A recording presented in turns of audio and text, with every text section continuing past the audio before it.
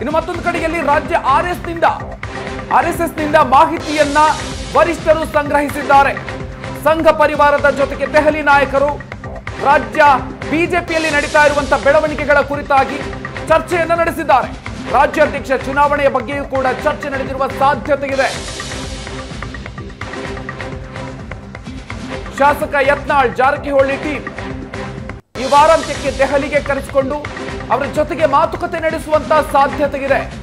So ಈ ರೀತಿಯಾಗಿ BJP high command ಈಗ ನೇರವಾಗಿ ತಾವೇ ಎಂಟ್ರಿ ಕೊಡೋದಕ್ಕೆ ಮುಂದಾಗಿದೆ. ಮುಲಾಮು ಹಚ್ಚೋದಕ್ಕೆ ಬಿಜೆಪಿ ಹೈಕಮಾಂಡ್ ಮುಂದಾಗಿದೆ. ಬಜೆಟ್ ಅಧಿವೇಶನಕ್ಕೂ ಮೊದಲೇ ವರಿಷ್ಠರು ಚರ್ಚೆ ನಡೆಸುವಂತಹ ಸಾಧ್ಯತೆ ಇದೆ ಅಂತ ಕೂಡ ಗೊತ್ತಾಗ್ತಾ ಇದೆ. ವಿಜಯೇಂದ್ರ ಯತ್ನಾಳ್ ಟೀಮ್ ತಿಕ್ಕಾಟ ಶಮನಗೊಳಿಸುವಂತ ನಿಟ್ಟಿನಲ್ಲಿ ದೆಹಲಿಯಲ್ಲಿ ಪ್ರಯತ್ನ ಆಗುತ್ತೆ. ದೆಹಲಿಯಲ್ಲಿ ಹಾಗಾದ್ರೆ ರಾಜ್ಯ ಬಿಜೆಪಿಯ ಬೆಂಕಿ ಆರುತ್ತಾ? ಇದು ಸದ್ಯಕ್ಕಿರುವಂತಹ ಪ್ರಶ್ನೆ. ಬನ್ನಿ ಬಗ್ಗೆನಷ್ಟು ಹೆಚ್ಚಿನ ಡೀಟೇಲ್ಸ್ ಕೊಡ್ತಾರೆ ನಮ್ಮ ಪ್ರತಿನಿಧಿ ಆನಂದ್ ಬೈದನಮನಿ. ಇದೀಗ ನಮ್ಮ ಜೊತೆಗೆ ದೂರವಾಣಿ ಸಂಪರ್ಕದಲ್ಲಿ ಜಾಯ್ನ್ ಆಗ್ತಾ ಇದ್ದಾರೆ. ಆನಂದ್, ಇದೀಗ ರಾಜ್ಯದಲ್ಲಿ ಬಿಜೆಪಿಯ ಈ ಒಂದು ಭಿನ್ನ ಮತಕ್ಕೆ ಸಂಬಂಧಪಟ್ಟಂತ ಪ್ರಯತ್ನಗಳೆಲ್ಲವೂ ಕೂಡ ಶಮನಗೊಳಿಸುವಂತ ಎಲ್ಲಾ ಪ್ರಯತ್ನಗಳು ಕೂಡ ಇಲ್ಲಿವರೆಗೂ ವಿಫಲ ಆಗಿದೆ. ಸೊ ಇದೀಗ ನೇರವಾಗಿ ದೆಹಲಿ ವರಿಷ್ಠರು ಇದಕ್ಕೆ ಮಧ್ಯಪ್ರವೇಶ ಮಾಡುವಂತ ಪ್ರಯತ್ನಗಳಾಗ್ತಾ ಇದೆ. ಸೊ ಯಾವ ರೀತಿಯಾಗಿ ಈ ನಿಟ್ಟಿನಲ್ಲಿ ಕಾರ್ಯತಂತ್ರಗಳು ಸದ್ಯಕ್ಕೆ ನಡೀತಾ ಇದೆ, ಏನೇನ್ ಮಾಹಿತಿ ಸಿಗ್ತಾ ಇದೆ? ಮಧುಕರ್, ರಾಜ್ಯ ಬಿಜೆಪಿಯಲ್ಲಿ ನಡೀತಿರ್ತಕ್ಕಂಥ ಬಡಬಡಿದಾಟ ಏನಿದೆ ಇದು ಒಂದ್ ರೀತಿ ಗಂಭೀರ ಸ್ವರೂಪವನ್ನು ಪಡೆದುಕೊಂಡಿರ್ತಕ್ಕಂಥ ಹಿನ್ನೆಲೆಯಲ್ಲಿ ರಾಜ್ಯ ಉಸ್ತುವಾರಿ ಕರ್ನಾಟಕಕ್ಕೆ ಬಂದು ಸಭೆಯನ್ನು ಮಾಡುವ ಪ್ರಯತ್ನ ಮಾಡಿದ್ರು. ಆದರೆ ಸಭೆಯಲ್ಲೂ ಕೂಡ ಗಂಭೀರ ಸ್ವರೂಪದ ಆರೋಪ ಪ್ರತ್ಯಾರೋಪ ಕೇಳಿ ಬಂದಂತ ಕಾರಣಕ್ಕಾಗಿ ಯಾವುದೇ ರೀತಿಯ ಅಂತಿಮ ನಿರ್ಧಾರವನ್ನು ತೆಗೆದುಕೊಳ್ಳಿ ಸಾಧ್ಯ ಆಗಲಿಲ್ಲ.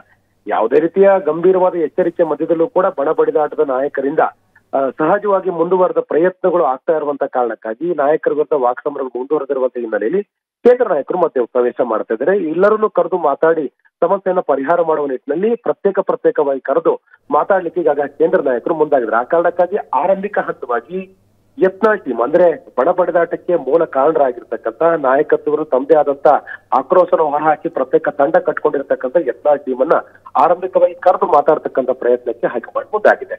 ಹಾಗಾಗಿ ಶೀಘ್ರದಲ್ಲಿ ಕೇಂದ್ರ ನಾಯಕರನ್ನು ಭೇಟಿ ಮಾಡ್ತಾ ಇರುವಂತ ಯತ್ನಾಳ್ ಟೀಮ್ ಸಮಸ್ಯೆಯನ್ನ ಬಗೆಹರಿಸಿಕೊಳ್ಳುವ ನಿಟ್ಟಿನಲ್ಲಿ ಒಂದು ಹೆಜ್ಜೆಯನ್ನು ಇಡ್ತಾ ಇದೆ ಅಂತಕ್ಕಂಥ ಮಾಹಿತಿಗಳು ಒಂದು ಕಡೆ ಲಭ್ಯ ಆಗ್ತದೆ. ಇನ್ನೊಂದು ಕಡೆ ರಾಜ್ಯದಲ್ಲಿ ನಡೆದಿರ್ತಕ್ಕಂಥ ಒಟ್ಟಾರೆ ಬೆಳವಣಿಗೆ ಸಂಬಂಧಪಟ್ಟ ಹಾಗೆ ರಾಜ್ಯದಲ್ಲಿರುವಂತಹ ಸಂಘ ಪರಿವಾರದ ಕೆಲ ನಾಯಕರು ಕೂಡ ಗಂಭೀರವಾಗಿರ್ತಕ್ಕಂಥ ಮಾಹಿತಿಯನ್ನು ಕೂಡ ಕೇಂದ್ರ ನಾಯಕರಿಗೆ ರವಾನೆ ಮಾಡಿದ್ದಾರೆ. ಹಾಗಾಗಿ ಕೇಂದ್ರ ನಾಯಕರು ಸಮಸ್ಯೆಯನ್ನು ಪರಿಹಾರ ಮಾಡುವ ಸಂದರ್ಭದಲ್ಲಿ ಎಲ್ಲ ವಾಸ್ತವಿಕ ಸಂಗತಿಗಳ ಆಧಾರದ ಮೇಲೆ, ನಾಯಕರ ಕಿತ್ತಾಟಕ್ಕೆ ಸಂಬಂಧಪಟ್ಟಾಗೆ ವ್ಯಕ್ತವಾದ ಎಲ್ಲ ಅಭಿಪ್ರಾಯಗಳ ಆಧಾರದ ಮೇಲೆ ಮತ್ತು ವಸ್ತುಸ್ಥಿತಿಯ ಆಧಾರದ ಮೇಲೆ ಒಂದು ನಿರ್ಧಾರವನ್ನು ತೆಗೆದುಕೊಳ್ತಾರೆ ಅನ್ನುವಂಥ ಮಾಹಿತಿಗಳು ಸಿಗ್ತಾ ಇದೆ. ಯಾಕಂತಂದ್ರೆ ಈ ಒಂದು ಬಡಬಡಿದಾಟ ಮೇಲ್ಮಟ್ಟದಲ್ಲಿ ಎಷ್ಟಿತ್ತು, ಕಾರ್ಯಕರ್ತರ ಮಟ್ಟದಲ್ಲಿ ಏನೂ ಇರಲಿಲ್ಲ.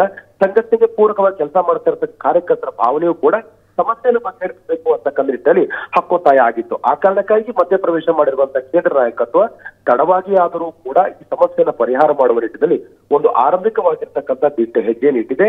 ಈ ಒಂದು ಪ್ರಯತ್ನದಲ್ಲಿ ಎಷ್ಟರ ಮಟ್ಟಿಗೆ ಸಕಾರಾತ್ಮಕವಾಗಿರ್ತಕ್ಕಂಥ ಫಲಿತಾಂಶಗಳು ಬರುತ್ತೆ ಅನ್ನೋದು ಕೂಡ ಬಹಳ ಕುತೂಹಲ ಕಾರಣವಾಗಿದೆ. ಯಾಕಂದ್ರೆ ಮುಂಬರ್ತಕ್ಕಂಥ ಜೆಡ್ಪಿ ಮತ್ತು ಸಿಪಿ ಚುನಾವಣೆ ಹಿನ್ನೆಲೆಯಲ್ಲಿ ರಾಜ್ಯದಲ್ಲಿ ಪಕ್ಷ ಸಂಘಟನೆಯ ಹಿನ್ನೆಲೆಯಲ್ಲಿ ಕಾರ್ಯಕರ್ತರಲ್ಲಿ ಒಡಕು ಇಲ್ಲದ ಹಾಗೆ ಒಂದು ಉತ್ತಮವಾಗಿರ್ತಕ್ಕಂಥ ಒಂದು ಸಂಘಟನಾತ್ಮಕವಾಗಿರ್ತಕ್ಕಂಥ ಅಂತಂದ್ರೆ ಈ ಬಡಬಡಿದಾಟಕ್ಕೆ ಬ್ರೇಕ್ ಹಾಕಬೇಕು ಮತ್ತು ಸರ್ಕಾರ ವಿರುದ್ಧ ಹೋರಾಟವನ್ನ ಗಟ್ಟಿ ಸ್ವರೂಪದಲ್ಲಿ ತೆಗೆದುಕೊಂಡು ಹೋಗ್ಬೇಕು ಅಂತಂದ್ರೆ ಈ ಬಡಬಡಿದಾಟಕ್ಕೆ ಬ್ರೇಕ್ ಹಾಕಬೇಕು ಮತ್ತು ರಾಜ್ಯದಲ್ಲಿ ಈಗ ನಡೀತಾ ಇರತಕ್ಕಂಥ ಅಧ್ಯಕ್ಷರ ಚುನಾವಣೆಗೆ ಸಂಬಂಧಪಟ್ಟಾಗೆ ಏನು ವ್ಯಕ್ತವಾಗಿರುವಂತಹ ಅಭಿಪ್ರಾಯಗಳು ಬೇರೆ ಬೇರೆ ರೀತಿಯಾಗಿರುವಂತಹ ಸಂದೇಶಗಳನ್ನು ಕೊಡ್ತಾ ಇದೆ.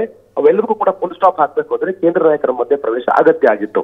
ಹಾಗಾಗಿ ಕೇಂದ್ರ ನಾಯಕರು ಒಂದು ಸೂಕ್ತವಾದ ನಿರ್ಧಾರವನ್ನು ತೆಗೆದುಕೊಳ್ತಾರೆ ಅನ್ನುವಂತ ಆಶಾಭಾವನೆಯೊಂದಿಗೆ ದೆಹಲಿ ನಾಯಕರತ್ತ ಎಲ್ಲರ ಚಿತ್ತ ನೆಟ್ಟಿದೆ.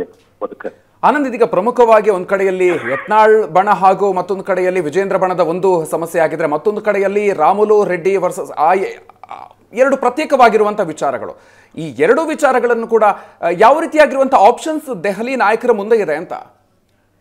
ಖಂಡಿತವಾಗ್ಲೂ ಕೂಡ, ಯಾಕಂದ್ರೆ ಬಡಬಡಿದಾಟ ಬೇರೆ ಬೇರೆ ಸ್ವರೂಪಗಳನ್ನ ಪಡೆದುಕೊಳ್ತದೆ. ಆರಂಭಿಕವಾಗಿ ವಿಜೇಂದ್ರ ವಿರುದ್ಧ, ಯಡಿಯೂರಪ್ಪರ ವಿರುದ್ಧ ವ್ಯಕ್ತವಾದಂತಹ ಆಕ್ರೋಶ ಬರ್ಬರ್ತಾ ಬೇರೆ ಬೇರೆ ಸ್ವರೂಪವನ್ನು ಪಡ್ಕೊತು.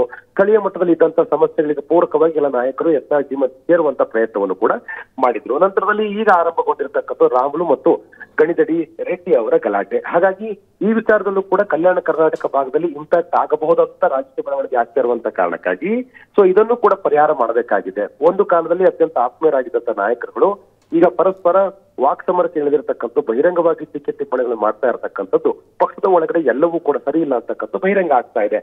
ಇವರನ್ನ ಕಂಟ್ರೋಲ್ ಮಾಡಬೇಕಾಗಿರ್ತಕ್ಕಂಥ ನಾಯಕರ ಮಧ್ಯೆ ವ್ಯತ್ಯಾಸ ಇರ್ತಕ್ಕಂಥದ್ದು ಸ್ಪಷ್ಟ ಆಗ್ತಾ ಇದೆ. ಹಾಗಾಗಿ ಕೇಂದ್ರ ನಾಯಕರು ಈ ವಿಚಾರ ಕೂಡ ಒಂದು ಸ್ಪಷ್ಟವಾದ ಒಂದು ಸಂದೇಶವನ್ನ ಕೊಡ್ತಾರೆ ಅನ್ನೋ ನಿರೀಕ್ಷೆ ಇದೆ. ರಾಮುಲು ಕೂಡ ದೆಹಲಿಗೆ ಶೀಘ್ರದಲ್ಲೇ ತೆರಳುತ್ತಾರೆ ಅನ್ನುವಂತ ಮಾಹಿತಿಗಳು ಇದೆ. ಇದರ ಮಧ್ಯದಲ್ಲಿ ಇವತ್ತು ರಾಮುಲು ಅವರು ಬೆಂಗಳೂರಿಗೆ ವಾಪಸ್ ಆಗ್ತಾ ಇದ್ದು ಇಲ್ಲಿ ಕೆಲ ಪ್ರಮುಖ ನಾಯಕರುಗಳನ್ನ ಭೇಟಿ ಮಾಡ್ತಾ ಇದ್ದಾರೆ ಮತ್ತು ತಮಗಿರ್ತಕ್ಕಂಥ ಸಮಸ್ಯೆ ಬಗ್ಗೆ ಚರ್ಚೆಯನ್ನು ಕೂಡ ಮಾಡ್ತಾರೆ ಅಂತ ಮಾಹಿತಿಗಳು ಲಭ್ಯ ಆಗ್ತಾ ಇದೆ. ಹಾಗಾಗಿ ಕೇಂದ್ರ ನಾಯಕರ ಮಧ್ಯಪ್ರವೇಶ ಮತ್ತು ರಾಜ್ಯದ ಬಡಬಡಿದಾರದಲ್ಲಿ ನಿರತರಾಗಿರ್ತಕ್ಕಂಥ ನಾಯಕರ ದೆಹಲಿ ಪ್ರವಾಸ ನಿಶ್ಚಯವಾಗಿ ಕೂಡ ಒಂದು ಸ್ಪಷ್ಟವಾದ ಸಂದೇಶದೊಂದಿಗೆ ಅಂತ್ಯಗೊಳ್ಳುತ್ತೆ ಅನ್ನುವಂಥ ನಿರೀಕ್ಷೆ ಕಾರ್ಯಕರ್ತರದಾಗಿದೆ. Okay, thank you Anand ಡೀಟೇಲ್ಸ್ಗೆ.